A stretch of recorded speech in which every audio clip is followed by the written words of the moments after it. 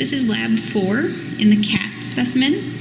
So very similar to the dog, and we'll try and do this a little quicker than we did in the dog. We went into detail, and we'll just cover the basics and then the differences between cat and dog. So same thing, you're going to make your incision and reflect and remove your skin. And then you're also going to reflect and remove that antebrachial fascia. And take those off. So the extensor retinaculum actually I find to be more defined in the cat than in the dog. So that's this retinaculum here covering those extensor tendons. Flexor retinaculum on the caudal aspect here, going over those flexor tendons. All right. Then we will start with the brachioradialis, which is different because the dog tends not to have one or have a very small one, but the brachioradialis is actually quite sizable in the cat, and you can follow it down. Sometimes it's removed with the skin, so you may or may not have it still, but try to identify that.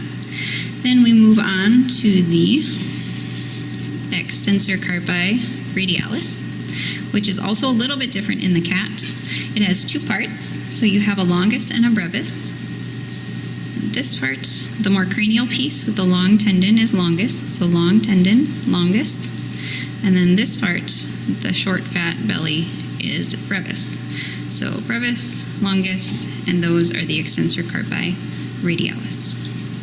Okay, then we move on to the supinator is right below, and I find in the cat you don't really even have to transect muscles much. You can just kind of move things out of the way. They're pretty flexible. So supinator muscle is right here.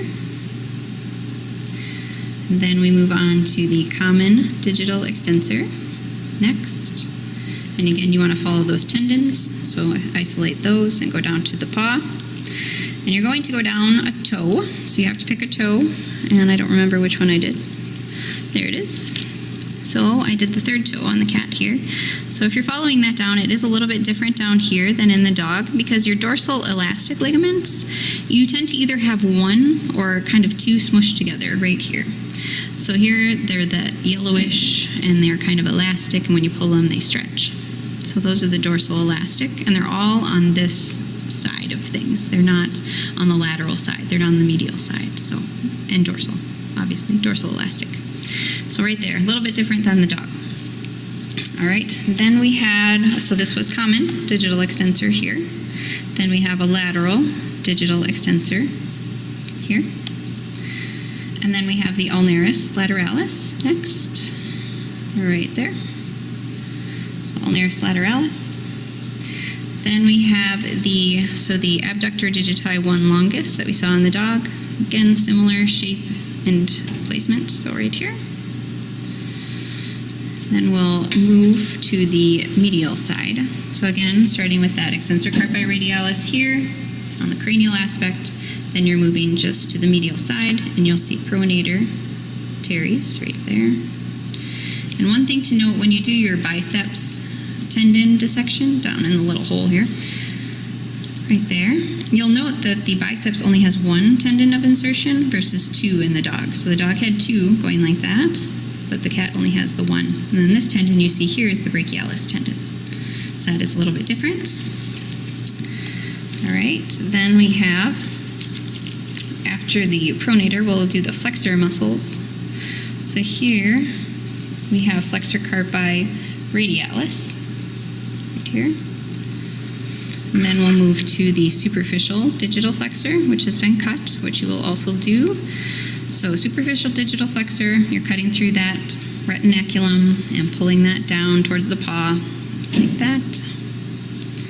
Then we have deep digital flexor tendon. So again, I would go into the carpal canal with my probe, cut open the retinaculum, flexor retinaculum, stick in the probe, and elevate that tendon out of the carpal canal so you can see the heads. So this is also different than in the dog because the cat tends to have very fleshy bellies, very full on the radial head. So this is radial head right here. And then the ulnar head is also very full and fleshy. Ulnar head over here, right there. And then the humeral head tends to actually be smaller. It still has several bellies to it, but it's smaller than in the dog, relatively speaking. So deep digital flexor has all those heads, just a little bit different than the dog. Again, you're going to cut and reflect that deep digital flexor tendon, pull it down, and see those interosseous singular muscle right there in the paw. Then you also want to go down that toe again, and on the lateral side, I'll flip it over this way. Hopefully I can hold this up. And you can see there is a lateral elastic ligament in the cat. So if I can get the probe under, maybe.